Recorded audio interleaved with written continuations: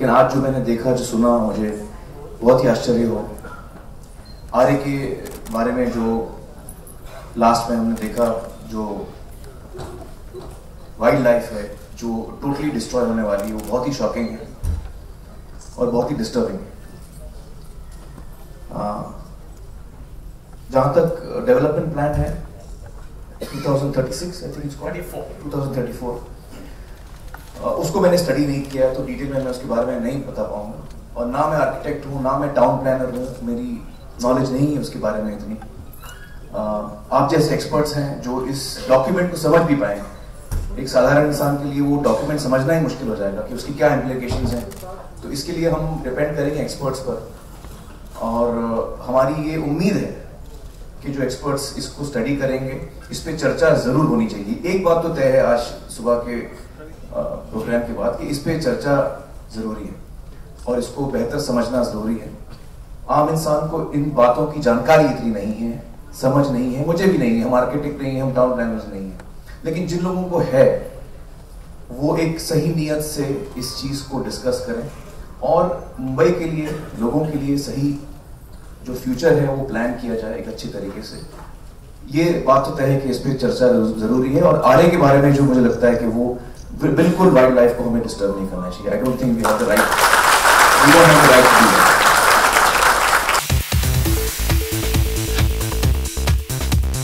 मैं बिल्कुल सहमत हूँ जो भी कहा गया है यहाँ इस स्टेज पर। सिर्फ थोड़ा बहुत मैं डिफर करूँगा।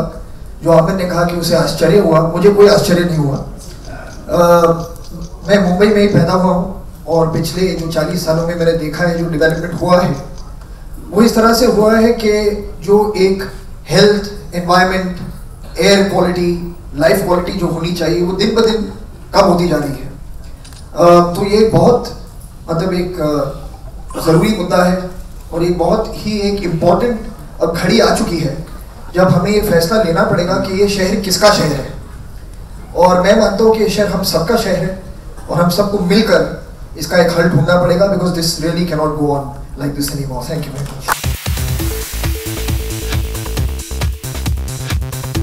सर्वप्रथम माझ्या शहराबद्दल माझे डोळे उघडल्याबद्दल त्या माणसाचे आभार।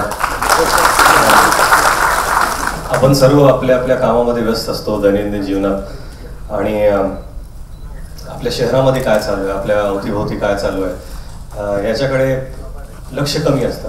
यात माझंही लक्ष कमी होतं आणि आज नंतर राहणार नाही एवढं नक्की इथे खात्री आहे।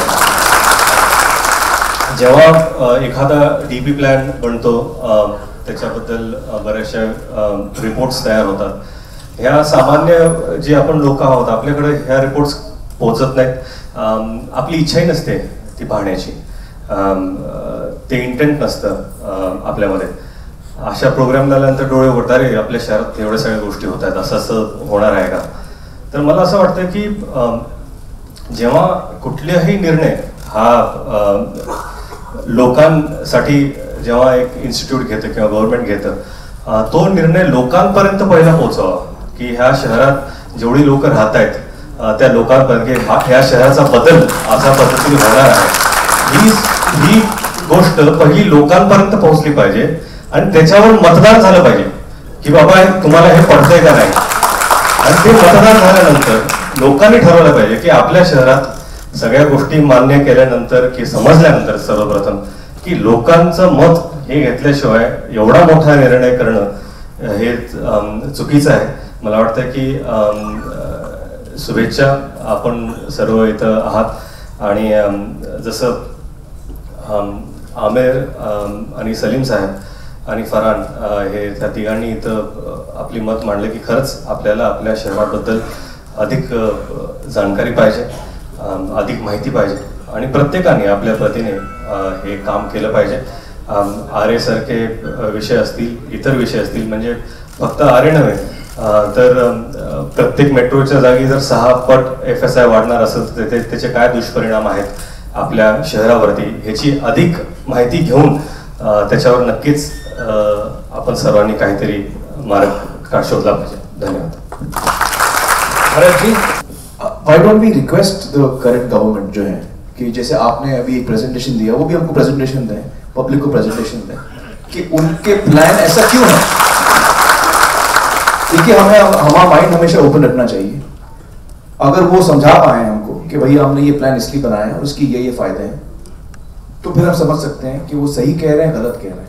तो कम से कम जैसे रिपोर्ट बनती है, कॉमन मैन समझ नहीं पाता, पढ़ नहीं पाता, वो पब्लिकली अगर इस रिपोर्ट को लोगों को साधारण भाषा में समझाएं कि हम ये करना चाह रहे हैं, ये हमारा फ्यूचर है, तो we should invite them to keep a public presentation जिसमें वो हमको समझाएं, जिसमें डायलॉग हो सके, जिसमें आप भी अपने सवाल उठा सके।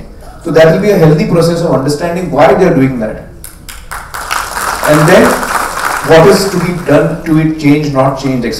But a common person should understand this. There should be an effort. I would request the present government to make the effort to reach out to people, ताकि उनको समझा सके कि उनका ये प्लान है और क्यों है।